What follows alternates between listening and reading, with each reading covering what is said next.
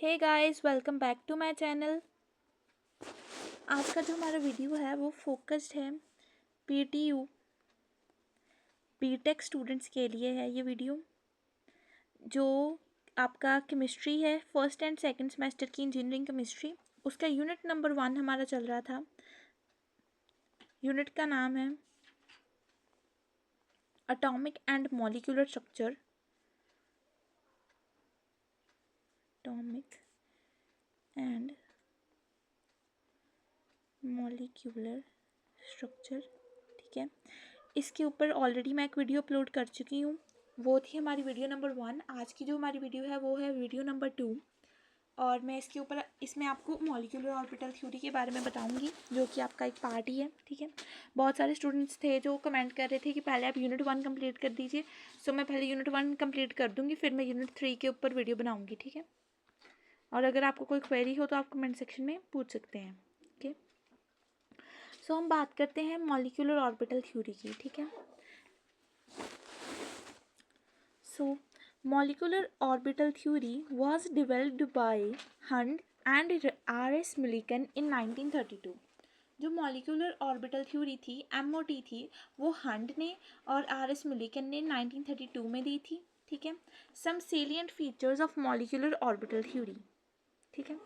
First point है वो क्या कह रहा है, the electrons in a molecule are present in various molecule orbitals same as, यहाँ पर आप सेम लिख लीजिए, same as the electrons of atoms are present in various atomic orbitals. कि जो सबसे पहले तो आप ये समझिए कि मॉलिक्यूलर ऑर्बिटल है क्या। जो मॉलिक्यूलर ऑर्बिटल है वो क्या है, कॉम्बिनेशन ऑफ एटॉमिक ऑर्बिटल्स। जब दो या दो से ज़्यादा एटॉमिक ऑर्बिटल्स कंबाइन करती हैं तो वो मॉलिक्यूलर ऑर्बिटल्स फॉर्म करती हैं, ठीक है। और जो number of atomic orbitals to be combined है वो इक्वल है मॉलिक्यूलर ऑर्बिटल्स फॉर्म्ड के, ठीक है। सो देखते हैं कि जो इलेक्ट्रॉन जो मॉलिक्यूल में प्रेजेंट है इन वेरियस मॉलिक्यूलर ऑर्बिटल वो इक्वल है electron of atoms present in various atomic orbital.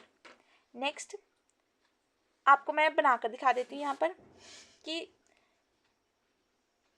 जब दो एटॉमिक ऑर्बिटल जो हैं, ये एक एटम, ये दूसरा एटम, जब ये दो एटॉमिक ऑर्बिटल कंबाइन कर रही हैं तो ये जो सेंटर में फॉर्म हो रहा है ये ही है molecular orbital,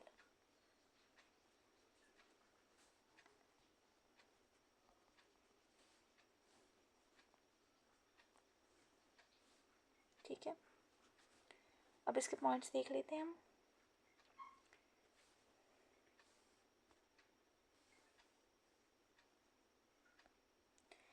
The atomic orbitals of comparable energies and proper symmetry combine to form molecular orbitals।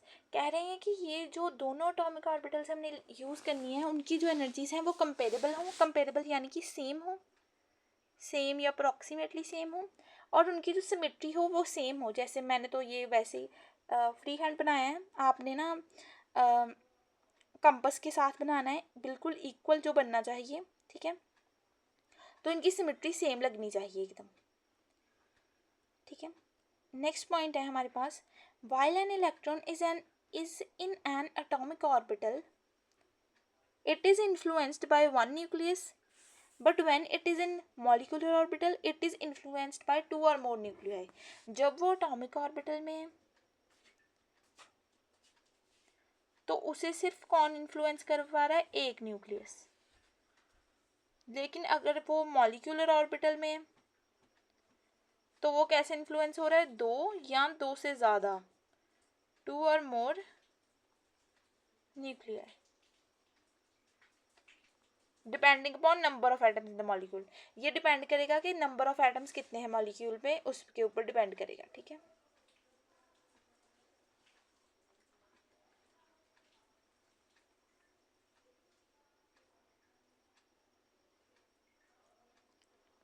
Next देख लेते हैं, सेम वही बात आ गई कि जो number of molecular orbital formed है is equal to the number of combining atomic orbital. Number of atomic orbital combined equal to number of molecular orbital formed.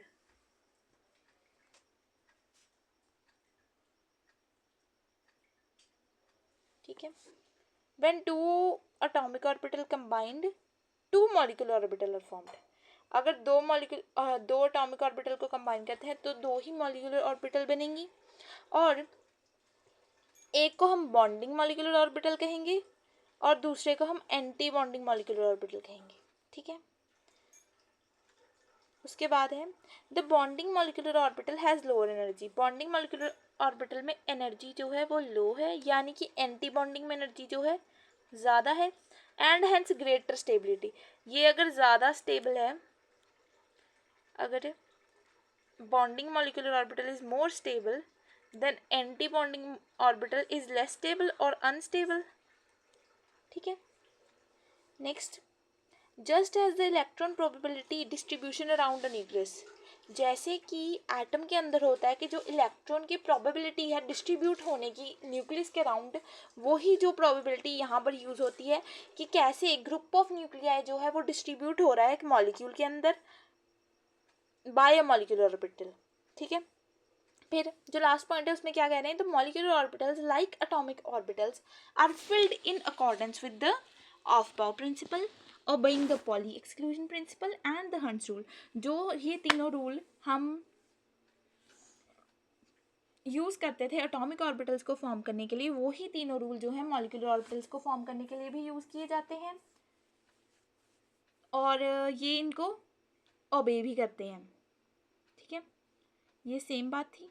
तो एक बार फिर से मैं आपको थोड़ा सा बता दूं कि जो मॉलिक्यूलर ऑर्बिटल थ्योरी है वो दी थी हंट्स एंड मिलिकन ने 1932 में. ठीक है. सबसे पहले कि जो इलेक्ट्रॉन्स प्रेजेंट है मॉलिक्यूल के अंदर मॉलिक्यूलर ऑर्बिटल्स में, वो उसी तरह उनके उसी तरीके से प्रेजेंट हैं जैसे कि इलेक्ट्रॉन्स प्रेजेंट होते हैं एटम्स में.